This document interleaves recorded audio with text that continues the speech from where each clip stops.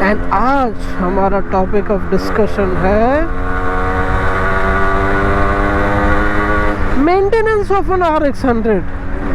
आपने RX 100 ले ली, wow great, but आपको उसको मेंटेन भी तो करना है। It is not easy as an modern bike. Maintenance I can say on this bike is very simple but very tough। तो मैं आपको बता रहा हूँ, सिंपल सा चीज़ है, ठीक है। आप एक RX 100 ले लिए, इसमें एक फंडा है 2T ऑयल का। आपको इंजन ऑयल तो है, पेट्रोल भी है, बट एडिशनली आपको 2T ऐड करना पड़ता है। अब वो क्यों? जो इसका सिलेंडर है, जो इसका पिस्टन है, boys are happy to see an RX 100। I am also happy to ride an RX 100।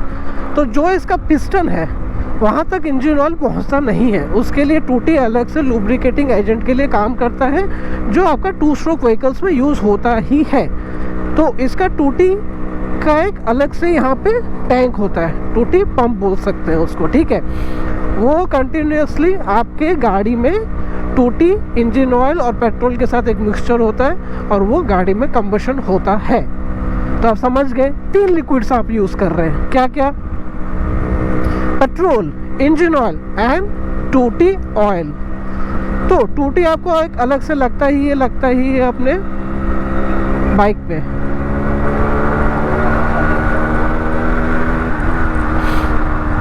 अब समझ लीजिए आपका 2T पंप में आपने ऑयल फिलअप कर दिया, वो अपने हिसाब से 2T पंप काम करेगा एंड वो आपका एक मिक्सचर बनाता रहेगा, ऑयल मिक्सचर, जो आपके कंबशन में जाएगा। समझ लीजिए आपका 2T पंप अगर काम नहीं कर रहा है तो आपको while filling up petrol on your bike you have to add 2T oil manually from above। तो नॉर्मली लोग क्या करते हैं, पहले 2T ऑयल डालते हैं, उसके बाद पेट्रोल डाल के उसको मिक्स करते हैं। मैंने जब अपने मैकेनिक से पूछा, उसने बोला ऐसा नहीं करना है। ऐसा नहीं करना है क्यों? पहले मैं बता रहा हूँ उन्होंने क्या बोला। उन्होंने बोला पहले पेट्रोल डालो, पेट्रोल डालने के बाद आप 2T डालो। कि क्यों होता है कि जब आप पहले 2T ऑयल डाल देते हैं तो आपका जो कार्बोरेटर है वो ख़राब हो सकता है, ठीक है। आपका जो इग्निशन है वो क्लच में ज़्यादा ऑयल जाने की वजह से वो भी ख़राब हो सकता है। I am not sure if I am using the right terms, but आपका आइदर इग्निशन या फिर कार्बोरेटर में प्रॉब्लम आएगा अगर आप 2T एक्स्ट्रा जाते हैं। तो 2T अगर आप पहले डालते हैं तो वो इंजन में पहले जाएगा। If only 2T is going then definitely it will cause some problem, right.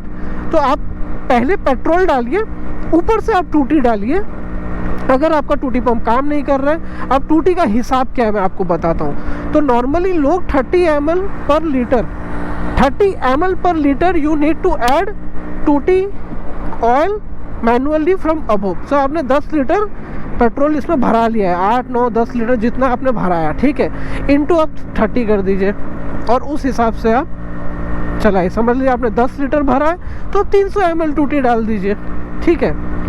तो ये हो गया normal day to day uses में। आपका 2T पंप जब काम कर रहा है तो आप फिलअप करके रखिए, वो अपने अकॉर्डिंगली ऑयल डालते रहेगा, गाड़ी में ऑयल मिक्सचर बनता रहेगा। अगर आपका काम नहीं कर रहा है तो डेफिनेटली आप अलग से ऊपर से मैनुअली डालिए, तब भी कोई प्रॉब्लम नहीं है। अब ये हो गया नॉर्मल।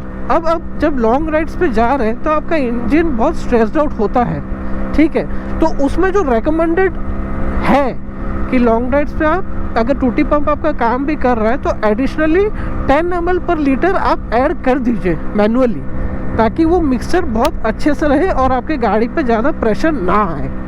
तो ये आप ज़रूर करें। तो ये हो गए आपके 2 फंडे, लॉन्ग टूर्स हो गए और एक आपका हो गया जो normal day to day uses है। ये आपका इंजन का मेंटेनेंस का हो गया। अब इंजन ऑयल कब कब आपको चेंज करना चाहिए RX 100 पे? अकॉर्डिंग टू द मैकेनिक आपको 5 to 6,000 किलोमीटर्स पे इंजन ऑयल चेंज करना चाहिए अपनी गाड़ी का, ठीक है।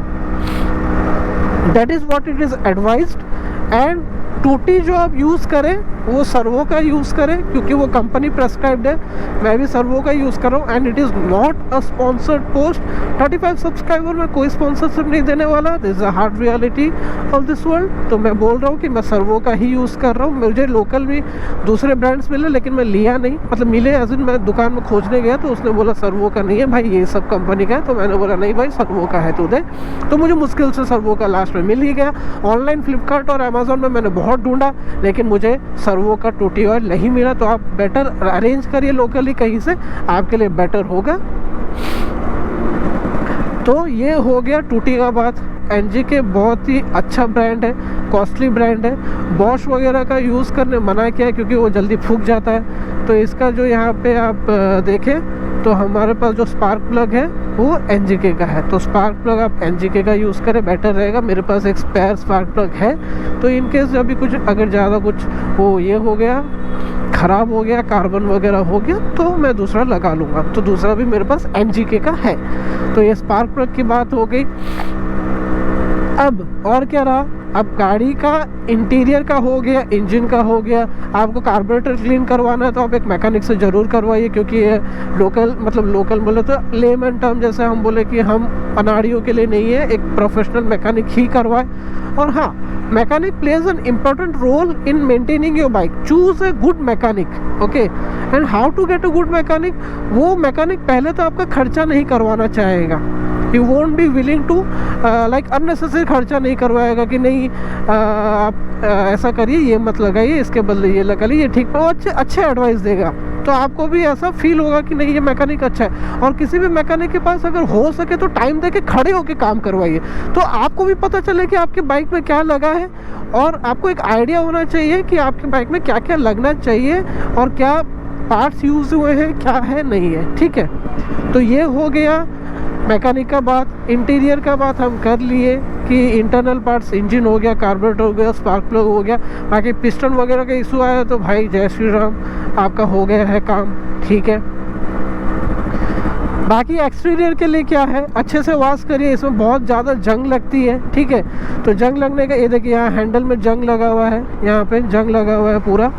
तो उसका कुछ नहीं कर सकते, वो आपको मेंटेन करना पड़ेगा, क्योंकि इसमें बहुत ज़्यादा आयरन वगैरह यूज़ हुआ है। तो आप डीरस्ट करने का कुछ फार्मूला निकालिए। मैं WD-40 अपने बाइक में यूज़ करता हूँ, जहाँ जहाँ मुझे लगता है कि जंग हो चुका है या फिर जंग होने वाला है। जैसे मैं यहाँ पे WD-40 वगैरह अच्छे से मैंने लगा के उसको रगड़ रगड़ के साफ़ किया है।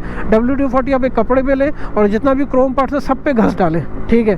तो एक तो वो वाटर रिपेलेंट होता है, तो अगर पानी वानी गिरता है तो वो जितना जल्दी चिपकता नहीं है, एक लेयर हो जाता है आपके क्रोम पार्ट्स और बाइक में। और उसके बाद एक कर्व मिला है हमें, थोड़ा हम गाड़ी रैप करेंगे, फिर हम WD-40 पे आएंगे। अगेन WD-40 मुझे पैसे नहीं दे रहा है कुछ भी बोलने के लिए।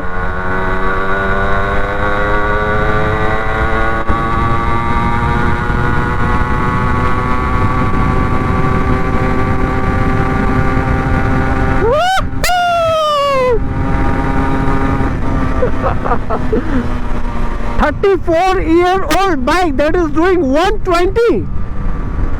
Woo!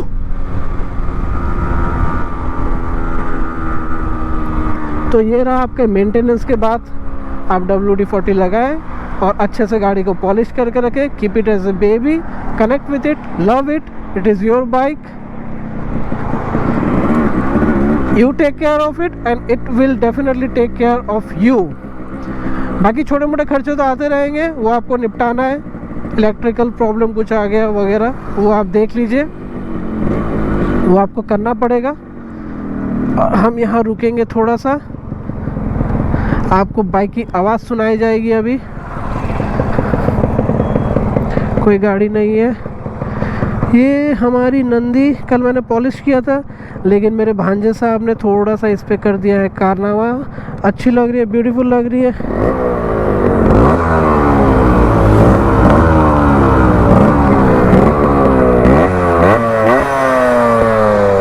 So that's all for today, guys. I hope you like this content. Do let me know my scope of improvement. Thank you for watching and Jai Shri Ram, Har Har Mahadev.